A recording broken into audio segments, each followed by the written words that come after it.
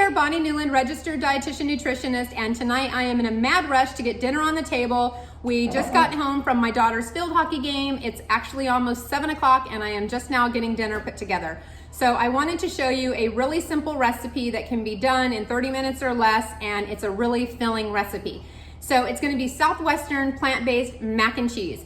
So I'm gonna start by showing you how I make the plant-based cheese sauce. It's really easy. If you have a high-powered blender, even better.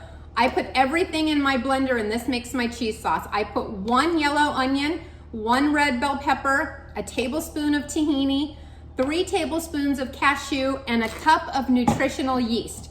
Nutritional yeast is high in protein, really good for our gut microbiome.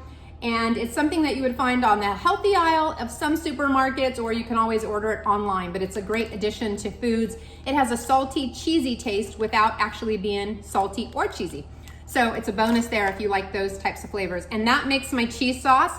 As you can see, it's a really good cheese sauce. I've made other cheese sauces online before, but this is a good cheese sauce for this particular recipe. So that's my cheese sauce. I'm gonna set that aside. And then in another pan, I sauteed 1 onion that was diced. I used a yellow onion. You could use white if you prefer, whatever you have on hand works. And then I did a yellow bell pepper and a red bell pepper, and I water sauteed them. So instead of using additional oil in the recipe, I cut down on the saturated fat by just sauteing them in water. And as you can see, they still get nice and brown and crispy. So that's there. And then I have a can of no salt black beans.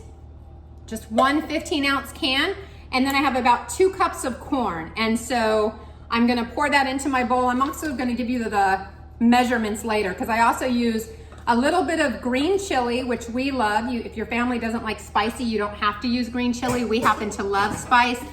I used New Mexico green chili that I found in the refrigerated section of a grocery store here. You could also use canned green chili, which is readily available here on the East Coast where I am, but if you're lucky enough to live where you can get it fresh, even better.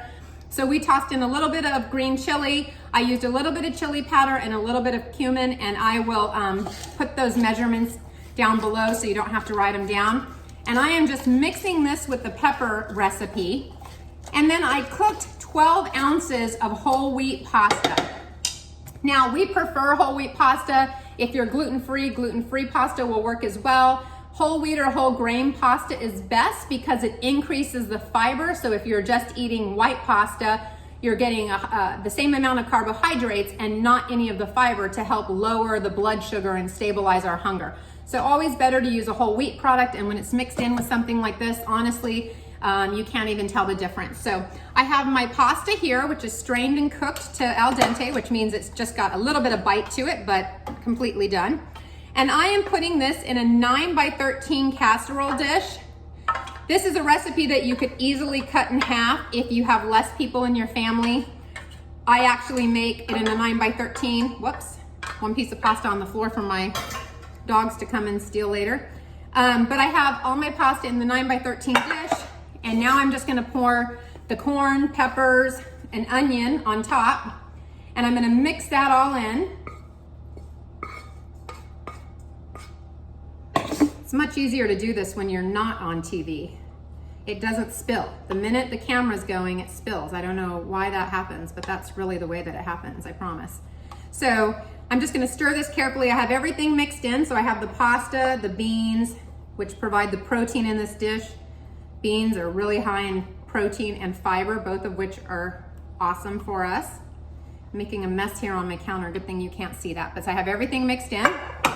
And now I'm just gonna add the wonderful cheese sauce. As you can see, I'm just gonna mix that in, put about half of it and mix it in and see how that is.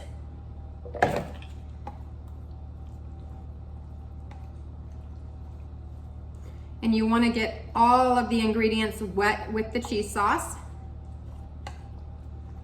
And I didn't add any salt to this. We typically salt at the table if it needs it, instead of adding it to the cooking, unless I'm seasoning meat or something of that nature, but